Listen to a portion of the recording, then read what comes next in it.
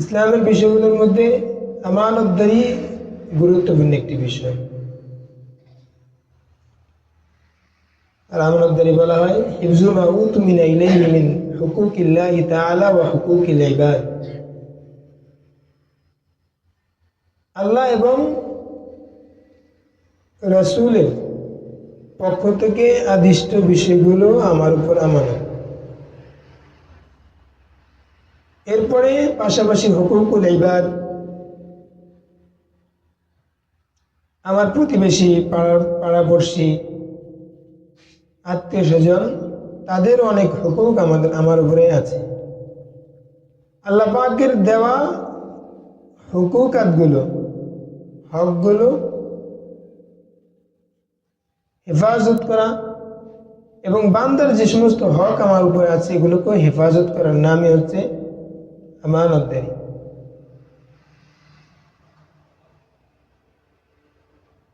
কোরআন কারীমের মধ্যে এসেছে ইন্নাল্লাহা ইয়া'মুরুকুম আন তু'আদ্দুল আমানাতি ইলা আহলিহা। আল্লাহ পাক তোমাদেরকে আদেশ করেন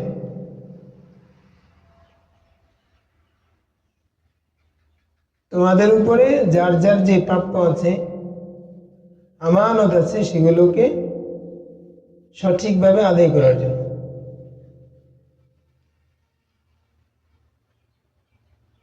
ইয়া আইয়ুহাল্লাযীনা আমানু লা তাখূনুল্লাহা ওয়ার রাসূল ওয়া তাখূনু আমানাতিকুম। হে মুমিনগণ, তোমরা আল্লাহ এবং তার রাসূলের সাথে খেয়ানত করিও না এবং আমানতের খেয়ানত করিও না। কিন্তু আজকে আমাদের ভিতরে বিষয়টা কতটুকু খায়েনের মধ্যে আমরা পতিত হয়ে যাচ্ছি, কতটুকু খায়েন আমরা হয়ে যাচ্ছি। নামাজ এটা আমানত আল্লাহ পাকের বান্দার উপরে, রোজা এটা আমানত, ইসলামের সবগুলো বিধান আমাদের উপরে আমানত।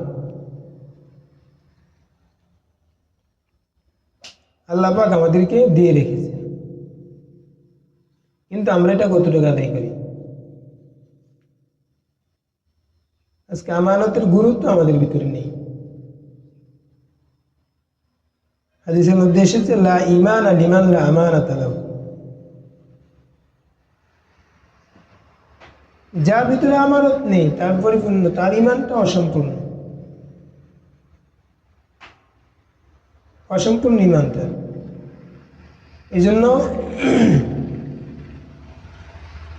আল্লাহ পাক আমাদেরকে পরিপূর্ণ আমানতদার হওয়ার তৌফিক দান করেন। একটা হলো উখরবী বিষয়গুলোর মধ্যে, ইবাদত বন্দেগীর মধ্যে, আরেকটা হলো মানুষের যদি কোনো হুকুকাত থাকে সেগুলোর মধ্যে।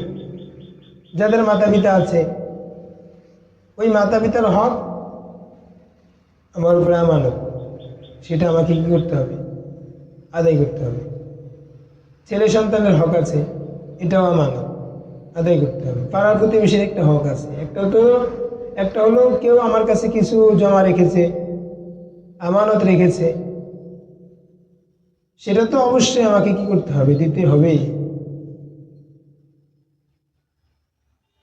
পাশাপাশি ধর্মীয় দৃষ্টিকোণে যে সমস্ত উপকারগুলো আছে সেগুলো আমানত, সেগুলো আমাকে সঠিকভাবে কি করতে হবে?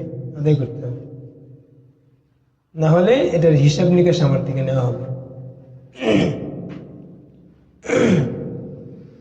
মানুষের গচ্ছিত যে সমস্ত সম্পদগুলো আমাদের কাছে রাখা হয়, এটা হচ্ছে বড় আমানত। আপনারা ইতিহাস পড়লে, সিরাত পড়লে দেখতে পারবেন আল্লাহ রাসূল যখন হিজরত করেন তখন ওনার কাছে কাফের মুশরিকদের অনেক সম্পদ কি ছিল? গচ্ছিত ছিল, আমানত ছিল।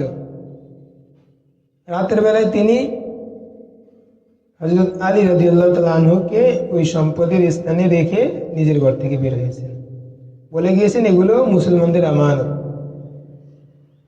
আমি যাওয়ার পরে যার যে সম্পদ আছে এগুলো সবাই তাদের কাছে পরিপূর্ণ পৌঁছে দেবে। পারতেন কিন্তু সম্পদগুলো নিয়ে চলে যেতে, নিজে আত্মসাৎ করতে, না দিয়ে যেতে, অথচ দুশমনের সম্পদ। মুসলমানের অবস্থাতে এমনই হবে। দুশ্মনও যেন তাদের কাছে কি থাকে, নিরাপদ থাকে। শত্রু তো অনেক দূরের কথা। বন্ধু, বন্ধু তো নিরাপদই। দুশ্মন যারা, শত্রু যারা, তারাও যেন আমাদের কাছে কি থাকে, নিরাপদ থাকে। ইসলামের মধ্যে আদর্শটাই বেশি কি হয়েছে, বাস্তবায়িত হয়েছে। তলোয়ার দ্বারা জোর জবরদস্তি করে কাউকে মুসলমান বানানোটা ইসলামের মধ্যে নেই। আদর্শ দেখে হাজার হাজার মানুষ কি হয়েছে, মুসলমান হয়েছে। লাখ লাখ মানুষ, আজকে যে পৃথিবীতে এত মানুষ ইসলামের আদর্শে, যে বিষয়টা ইসলামে কি করা হয়েছে, নিষিদ্ধ করা হয়েছে, বাস্তবিকভাবে তাকালে দেখা যাবে এটা খারাপ, নিষিদ্ধ, এটা খারাপ, মানুষের জন্য ক্ষতিকারক। মানহিয়াত যেগুলো আছে, নিষিদ্ধ বিষয়গুলো, এমনিতে নিষিদ্ধ করা হয় না, এটা মানুষের জন্য ক্ষতিকারক, দুনিয়ার জন্য ফাসাদ সৃষ্টিকারী, এই জন্য কি করা হয়েছে, নিষিদ্ধ করা হয়েছে।